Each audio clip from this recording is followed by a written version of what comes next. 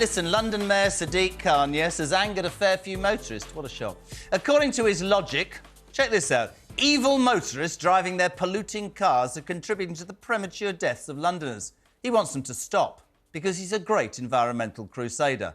Unless, of course, they pay him $12.50 a day and then he doesn't give a toss, because in that case, they can crack on polluting as much as they like. I've no idea, genuinely, how this policy makes sense. A paper by the Imperial College of London claimed that his ULEZ scheme only reduced nitrogen oxide by around 3%.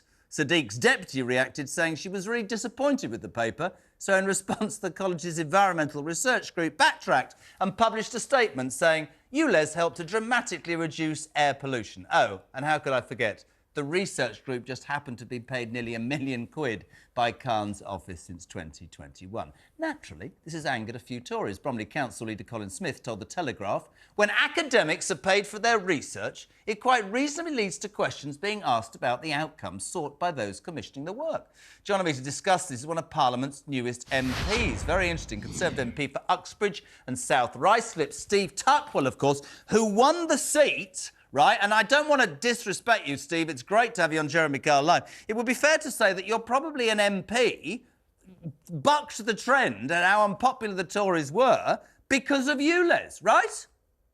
Well, Jeremy, thanks for having me on this evening. It's great to be here. And I think what you said earlier on, it's, this ULEZ expansion policy just does not make any sense. I wasn't expected to win this by-election, far from it. The pollsters and the pundits had me as firmly as the underdog, but knocking on hundreds, if not thousands of doors with many volunteers, hundreds of volunteers throughout that gruelling 6-week campaign, it was the residents of Uxbridge and South Ruislip whose voices came through loud and clear, and it was them that turned that by-election into a referendum on ULEZ. What did they tell you on the streets? Were they angry about this? What was their prime concern? Was it ULEZ is a disgrace, we want a greener community, we're interested in immigration, our cost of living crisis is biting? What's the number one concern of your constituents? Without a doubt, Jeremy, it was ULEZ expansion that was their number one concern. There are other areas that I campaigned on, such as Sadiq Khan trying to close our police station and building a brand new hospital in Hillingdon. But the primary campaign message that came through was complete opposition to ULEZ. It's going to devastate small business and medium-sized business, large businesses. It's going to impact on as well in the constituency and across outer London, and it's going to cost families and households up to an additional £4,500 a year. So when it came to campaigning on matters of substance, the residents of Uxbridge and South Ruislip turned to the Conservatives, who are the only party in London that are standing up for working people across this great capital. It's interesting, though, isn't it? Critics would say, and I will put this to you, not you, but your party's been in government for 13 years. The conspiracy theorists will say that Sunak will not put the brakes on the ULEZ scheme because it's the one thing he's got, because we know that Starmer and Khan are at each other's throats, you know. Khan wants to roll it out. Starmer's suddenly gone, geez, man, we're in trouble if we don't do this. So why don't the Conservatives take a much tougher line? Why don't they follow what you talked about? They might get some popularity back, man. Well, absolutely right, Jeremy. I mean, Labour in absolute chaos as a result of the by-election victory. We've got Keir Starmer, who is flip-flopping on ULEZ all over the place, and he's at complete odds with his Labour mayor on ULEZ expansion. So, you know, that's caused absolute chaos in the Labour Party, and I think I've heard the word reflect so many times, but we need to see the Labour Party take action. We need to see the Labour Party get on the field for this, rather than sitting from the sidelines and, you know, stop this ULEZ disaster in its tracks. I know you're only new in the job, and you probably laugh at me when I tell you this, but are you going to be a brave enough Tory MP to go to Rishi Sunak and quite seriously say, and the lefties are going to look at me, I'll be quite scared in a minute because of what I'm about to say, and tell him to do what Boris didn't do, ditch this ridiculous it's all about the green agenda and concentrate on what the British people right now want, which is they can't afford their heating, they can't afford their homes, they can't see a doctor, they can't see a dentist, they can't get anything. And yet, apparently, it's important that we care for the climate, irrespective of the fact that people are on their backside, Steve. Well, you're right. I think, you know, we all want good high quality air for all of us and our families and for future families as well. And I think the message that's come out from this by-election is that, hammering families and businesses significantly as what the ULEZ tax will be is something we need to be working on and make sure that we take people with us. There are other measures in which we can take to improve air quality and improve the environment, but hammering families to £4,500 a year. And I've had many businesses who have told me that they are going to have to stop trading as a result of ULEZ. It's going to impact across the whole of Outer London and certainly on my constituency here in Uxbridge and South Ruislip. Listen, Steve, an absolute pleasure. Steve Tuckwell, the Tories' newest candidate. He won Uxbridge and South Ruislip, much against the odds. Joining me now to discuss this is this is the best panel I've ever had on a Tuesday this week. Head of news at the News Movement, Rebecca Hudson. She brings the glamour and the intelligence. Journalist and campaigner Mike Buckley, he brings the nous, and former Tory MP and TalkTV host Nick Dubois, who brings an attitude with him this evening, because he's been placed at the end. Are you all right? I'm fine. Can you hear me? I want a CBE. Why am I at the end? Because you are, man. Can I start, please, with you, Rebecca? Because I know you're a fan of ULEZ, right? Can you tell me the logic in charging people for polluting rather than banning them in their entirety? Well, it's not a charge, is it? It's to try and discourage people from driving cars that do emit unclean air. So it's supposed to dissuade people from doing it. And I think we would all agree that probably in its implementation, it hasn't been perfect. And that's why we've seen the improvements today around how you can chop in your car. And the scrappage scheme is now far improved. Because broadly, everyone agrees with the aims of ULEZ. We all want cleaner air. And the people that are most impacted by a poor environment and negative and poor air quality are our poorest people. So to the point that Mr. Tuckwell made, hammering poor families with not only a cost of living crisis that was engineered by our Conservative government, but then also an environmental crisis that they're not salvaging and solving, I think is a double whammy, and is why, despite some of the unpopularity that we're seeing Sadiq experience on the suburbs of London, is why he will continue to be Mayor of London for as long as he wants to be. Commander of the British Empire, Nick Dubois. Well, it is all about money. It's definitely not going to make that much difference, but time will tell on air quality. And I'll tell you why it's all about money. Because when I registered my electric car to avoid ULEZ, guess what? There's a 10 quid registration fee. So all of the cars in London are going to end up paying a fee, no doubt, to collect money. Why are they collecting money? Because he's effectively took policy decisions back in 2016 that have left a black hole in TfL. So that's the money side of it, which is what motivates Sadiq Khan, because he needs the money in there.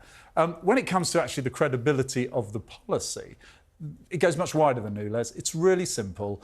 This nation, if you ask them, they will say, yes, of course. They'll sound like Rebecca and me. Yes, of course we agree with clean air. Yes, of course we agree with carbon footprint reduction. But ask those same people if they're going to pay for it. Survey after survey says, not now, it's too expensive, the cost of living is ruining me. So he's got it wrong, both practically and politically, and he's selling us a con. That's the point. It's like house building, isn't it, mate? All we hear about is we need more houses. And all these MPs, they stand up and they say, we need more houses. It's in my constituency, bugger it, I'm not doing it. Can I just ask you, is ULEZ in danger of becoming Sadiq's version of the poll tax? Because the Labour Party, he and Starmer, are at loggerheads over this. What are your thoughts, Mike? I don't think it will. I mean, the poll tax affected the whole country, and it affected millions and millions of people, because millions of people were not paying rates or were paying, very low rates. Then suddenly they're paying the poll tax and they're paying loads. Meanwhile, the super rich, they're seeing their rates go down to nothing. It was a justice issue. But this could spread out to the rest of the country. It's tried in Glasgow and Birmingham. There is genuine fear amongst people that this crazy scheme, and I agree with them, we all want clean air, but actually people want to be able to eat. The difference in those other parts of the country, though, is the government has funded much better scrappage schemes. So I was looking at Birmingham today. In Birmingham, you can get £2,000 to replace your car, you can get £4,500 to replace your van, you can get 16 grand to replace your coach or your HGV or something like that. In London, because the government's refused to give Sadiq Khan the same support, you can only get maximum £2 grand. That's the government's choice. They're doing that politically to screw over Sadiq Khan. It's them that are refusing to help people in London. It's not very rare that I can pick a policy to shreds, but to the both of you here, can you explain the sense behind a policy that makes, I would say, exceptions for certain vehicles? There's an amazing video on TikTok, which I think might be playing over my words now, captured where a classic car, OK? This is a tank entering London, and actually this tank is exempt from ULEZ because it is deemed a classic car. So I've got a theory for the Tories, Nick Dubois. Why doesn't Rishi Sunak class every car in London as a classic car, and then he'll completely screw Sadiq Khan? Thoughts? Well, that'd be an interesting version, as they say in politics, of parking your tanks on the off. Hey, it was there.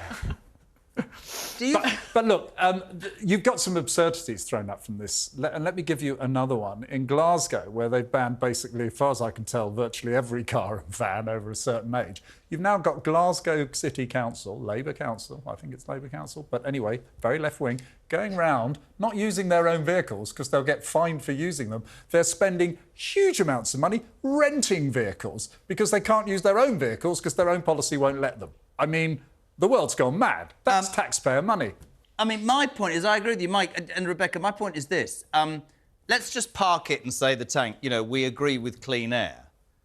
How does the Labour Party and the party that cares about the working man and woman, and I get that, how do you justify, in the middle of a cost of living crisis, charging people more money that they ain't got? Because the cost of living crisis has been manufactured by a government that hasn't put in place enough of a safety net for families, and they haven't helped people with their bills, and they haven't helped protect us from increased fuel costs and all that stuff. The two cannot be mutually exclusive. We need to preserve our planet and improve our air quality because, like I said, the people who are affected by it most are our poorest and our most vulnerable people. Equally, we need to have in place a system where people can afford, if they need to pay the ULEZ fine, the ability to do it. It shouldn't be one or the other, and we shouldn't conflate the two, that you have to choose either a greener planet or you know, enough money to feed your family. We need to be thinking long term about this. Mike, thoughts? I mean, I would agree entirely. And the ULEZ charge is going to affect a tiny number of people. The previous MP you had on talked about it being a, you know, £4,500 charge. That's if you use your car every day. Not many people are going to do that. Most of them are going to use it less because of the charge. But if I ask you this, you want to be a Labour MP, you believe in what you say, and I respect you enormously. On the streets of Hillingdon and Ruislip, where Boris Johnson's popularity was in the carsy, when you should have absolutely cleaned up. The biggest shock, I would think, in the last 5 years is that the Tories, Steve Tuckwell, won that seat. Keir Starmer's going to have to consider, I mean, he flip-flops all the time, he's going to have to consider squashing Sadiq Khan's thought, because I think this is an absolute Labour vote loser, don't you? Well, I mean, the Tories ran a good campaign, no doubt, in that by-election. They turned it into a referendum on ULEZ. Helping people forget about mortgages going up, helping people forget about 20% food inflation, helping people forget about the fact they've been paying £2 What if Sadiq Khan and Keir Starmer do this and they do that at the next election? Would your party not wake up and think maybe we should drop this? No, because by then, I mean, ULEZ comes in next week. 10 days from now, the vast majority of people in outer London are going to think, oh, I don't even pay this. Why am I so bothered about it? By next year, when we get to the general election, it will be the cost of living, it will be fuel bills, it will be inflation, which will still be high. It will be the fact I can't get a GP appointment. It will be the fact I've been able to get a dentist appointment for about a decade. It will be the fact that they haven't got a decent asylum policy. It will be the fact that there's no housing for my kids to go and live in anywhere near where I live. It'll be all of those things, and it'll be the climate crisis. I mean, this summer, wildfires everywhere. Yeah. You know, record sea temperatures. I get it. This is climate change is here now. This is never, ever going to go away as a real world issue, but also as an election issue. All right, listen, I've got to go in a minute. Don't go anywhere, Commander Bond. Now, a spokesperson for Sadiq Khan has previously told the media that it is right and standard practice across government that we commission experts to carry out research to inform the work we do. It is commonplace for academic experts to disagree with how other academic studies are interpreted, as was the case here. The ULEZ analysis from the engineering department at the Imperial College only paints a partial picture, not accounting for the full lifetime impact of the scheme. I'm bored with this. And only focusing on its immediate impact around its launch. If that fills you in, great. Listen, whatever side of the fence you sit on, of course we all want a cleaner environment and better air, and we want the planet to survive. And Mike's right. We've seen those terrible fires in Europe. We've seen them in Hawaii. Appalling. But I will sit here forever and say that if you get out on the streets and you knock on doors, yes, people will acknowledge that. But there are, at the moment, things that matter more. And it's trying to find that balance. Which party will do it? We'll watch over the next 18 months.